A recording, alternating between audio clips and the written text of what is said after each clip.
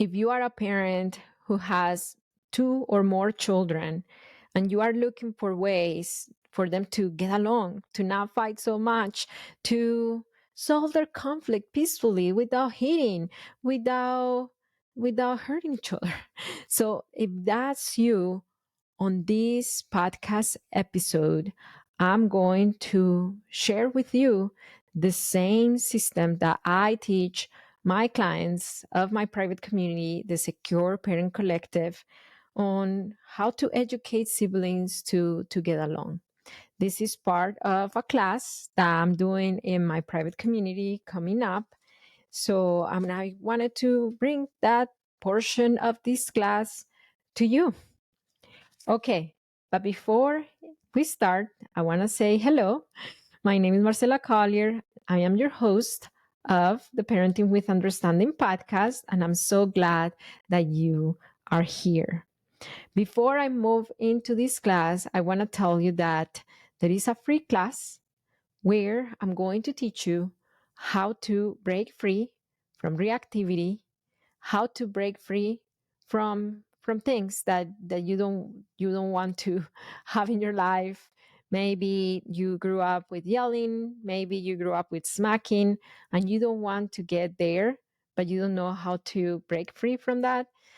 All you have to do to access it is go to hicparenting.com, and I'm going to guide you towards the system that has helped me and so many of my clients bring peace to their parenting and raise emotionally healthy children. Okay, so let's start talking about the sibling dynamic, the sibling dynamics. So just imagine this scenario. You have a 7 and a 5-year-old, and the 7-year-old is playing with his Legos, and the 5-year-old comes in and grabs one of his Legos. The 7-year-old feels angry, and instead of hitting, he says, "Hey, Sophia, I'm playing with the Legos right now. My turn is not up yet." How would that be? Wouldn't it sound like a dream? Wouldn't it sound like, okay, I don't know how we can get there? Well, that's the example of a mature child, a mature, emotionally intelligent child. And one thing that I want to tell you is that if it sounds surreal, if it sounds like, can't children really do this? I want to say that this is an expectation that a lot of parents have. And most of the time, our children are not able to give us that because, yes, it requires a lot of self control, emotional intelligence, and empathy to be able to get to that point. So, why did I want to start with this? I wanted to start with this because it is important for us to set our feet on the ground and think about the realistic benefit of the things that you're going to learn today. So after today, after you're done listening to this episode, you are going to have a lot more clarity on how to guide your children towards that ideal goal. They might not necessarily turn out to be like that yet, maybe in the future, but you're going to set them up for success. You are going to set them up for them to know what a healthy interaction is when there is conflict. And you are going to start seeing little sparks of emotional maturity and emotional intelligence between them, even if it's not 100% all the way a mature interaction, if that makes sense, because they're little kids.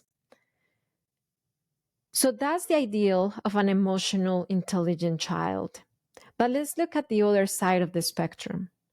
If the other side of the spectrum is that when Leo Sophia comes to get Leo Johnny's toy, he's just going to immediately go to push her down and she's going to cry and it's going to be a big meltdown.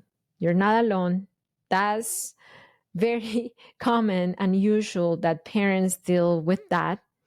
And it is, listen to this, developmentally appropriate. But because it's developmentally appropriate, that doesn't mean that we should not do anything about it. I'm going to share with you steps, clear steps for you to follow so your children have an easier flowing relationship. And more importantly, when the problems arise, you are able to help them solve their conflict in a smoother way, more than what's been happening lately. Okay, so let's talk about coaching kids on essential emotional intelligence skills, because that's really the root of the matter. That's really the missing skill here. When Leo Sophia goes to take Leo Johnny's toy, she does not have the empathy and the emotional intelligence to place herself into Johnny's shoes and see from his perspective. And when Johnny sees Sophia coming to grab his toy, he's thinking about him and he's not seeing her feelings and her needs and her perspective and her want of wanting to play as well. So, coaching kids on essential emotional skills is crucial if we want them to get along, because it's basically coaching them in seeing each other's needs and feelings and seeing their own needs and feelings and being able to communicate it peacefully. So, step number one, talk about feelings on the daily basis. This develops such a sensitivity in children. So, especially if you have a child who does not talk yet, let's just say that you have a baby and then you have your toddler or your preschooler. Talk a lot about the things that the baby might be experiencing and feeling. Oh, the baby's fussing. That means that she might not want to be held by you right now. Can you set her down, please? That's a lot different than coming at Johnny and say, "You're hurting the baby. Set her down, please. Set her down right now. Now, please. Set her down right now." Do you see how both things come from the same place? They come from the same place. Your desire or your urge to protect the baby, but they hit differently. One is empathetic, one it teaches the child about the other one's experience and feelings. It develops that sensitivity, that empathy, and that emotional intelligence. But the other interaction is shaming and judgmental. And if you've done the judgmental, shaming interaction, I encourage you to give empathy to yourself, because I've been there too. I think we've all been there, because we did not have a model of what it means to train our children in emotional intelligence. So we are repeating the things that we saw growing up. Give yourself a lot of empathy and compassion. And I want to tell you that you are a good parent, even if sometimes we make mistakes, we are good parents. But it's important for me to point this out so you see the difference on the intervention. Ask a lot of questions. That's step number two. Ask a lot of questions about feelings, about needs, about choices. This develops children's critical thinking and empathy and a lot of insight of what's going on with their feelings and needs. How did that feel to you? How did that feel to you? What did you want? Did you get what you wanted when you yelled?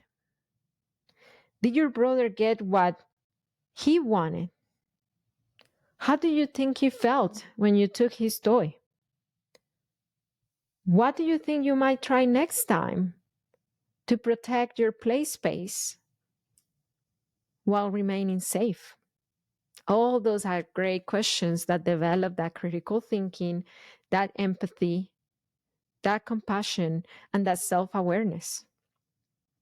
Step number three, model the appropriate interaction. Give them not warnings, wording. give them the wording on how to interact with each other. Let me give you an example. Let's just say that Santiago and Miguel, those are the names of my twins. Let's just say that Santi sees Miguel playing with a little car, and then he wants to play, but he doesn't know how to enter the game. He's autistic, so yeah, I deal with that a lot. He doesn't know how to enter a social interaction.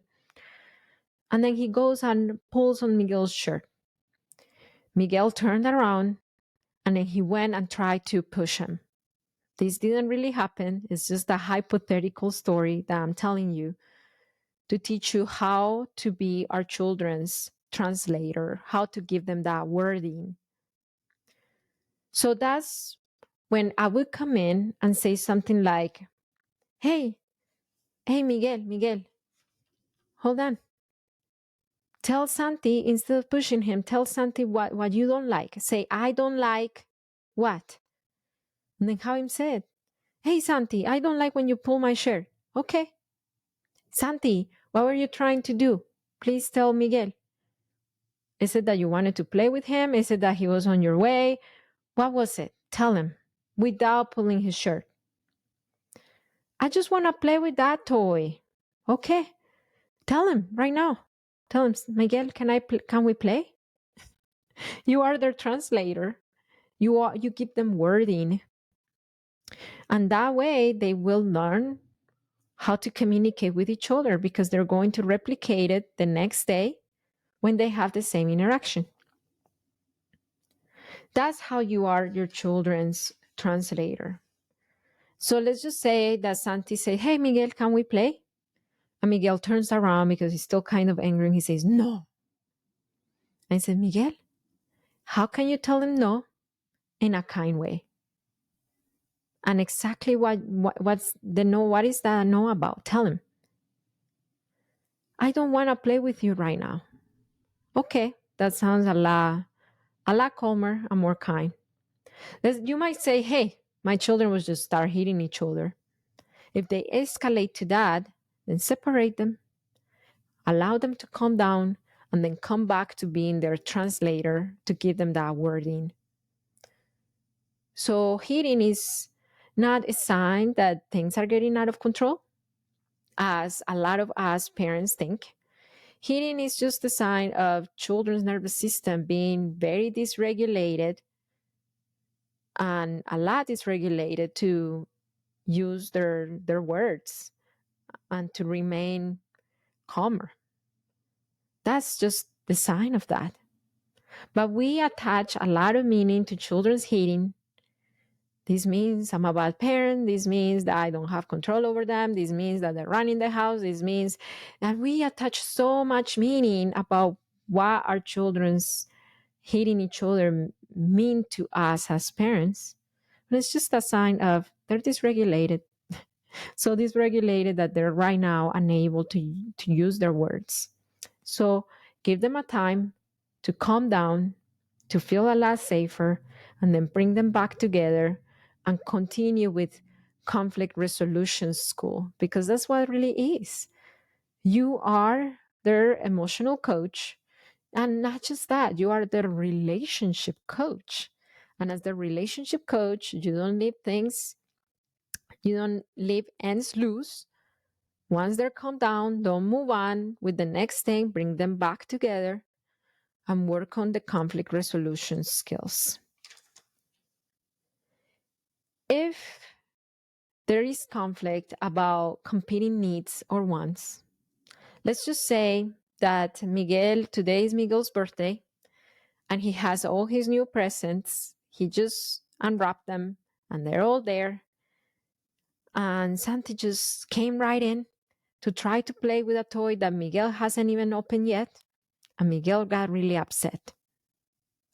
When that happens, when there are competing needs, if there is a family rule, all you have to do is to state the rule and to help the other child set the boundary. So this may sound something like this. Let's just say that you have a rule that we don't play with our brother's brand new toy until he already played with it and he wants to us to play with it. Let's just say that's the rule. In that scenario, state the rule. Hey, Santi, remember the rule? What's the rule? That we don't play, you said, we don't play with our brother's brand new toys if they have not played with them yet. Okay? So Miguel has not played with those toys yet. Santi might get really upset, and it's okay because it's hard to hear no, especially about things that we really want to do. If us parents and us adults struggle with that, imagine kids. So it's okay if he gets upset, but you are teaching Miguel to set the boundary. And then don't stop there. You prompt Miguel to stand up for himself and use that big voice. Go to Miguel and say, Miguel, use your big voice and tell Santi, I have not played with my new toys yet. You need to wait. Go tell him in a kind way, firm, but in a kind way. Let's just say that there is not a rule about the competing needs. Let's just say that that rule was not set up yet. Rules always need to be set up in advance. Otherwise, they sound like commands and control, power control. But let's just say that there is not an in advance setup rule for this particular thing. Then that's when you invite the children to troubleshoot. So it might sound something like this. Hey, Miguel, that looks like he's not okay with you playing with his brand new toy. Miguel, what do you need?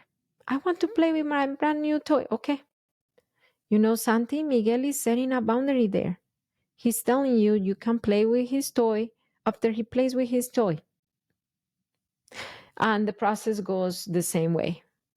If Santi gets upset, you are his emotional container, but you still make sure that Miguel's boundary is respected. And this way, siblings grow up feeling that their voice matters. They grow up feeling that conflict resolution is not a scary thing, that there is not going to be a referee coming to come and rescue them and solve their problems for them, but they are fully capable of coming up with solutions. And that's basically the system to teach our children how to get along. Now, I have to say that this is a process, and how I said in the beginning, you might see Leo sparkles of, oh, that was like they were able to work it out this time. That's amazing. And the next minute they're fighting because it takes a long time to develop emotional intelligence. It takes a long time for a child to fully see their needs, to fully see the other person's needs, and to say, hey, I see my needs, I see your needs, let's come together and come up with a solution that meets everyone's needs. Not even adults can do that sometimes. As adults, a lot of the time struggle with that. So it's not going to look perfect, but it's going to get you out of the rut of feeling that you are your children's referees, putting out fires all the time because the yelling and timeout is not doing anything. If this training, because it was a training, helped you, could you please share it with a friend? Just share it right now. Open your phone, share the link, text it to a friend, and tell them, hey, this episode really helped me with the steps on how to help my kids get along. I know that it could help you too. Share it with one friend. And the second thing that I want to ask, if the Parenting with Understanding podcast has given you truths and insight, inspiration, if it has helped you bring peace to your parenting and raise emotionally healthy children at some capacity, would you give me a positive review? Just open the podcast and give me a positive review about how this podcast has helped you in your parenting. It helps the algorithm recommend us to other parents, and it helps me. It helps me, it encourages me to keep showing up for you. Okay, thank you for listening, and remember that it only takes understanding of yourself and of your children's needs to transform your parenting. That's Parenting with Understanding. I'll see you next time.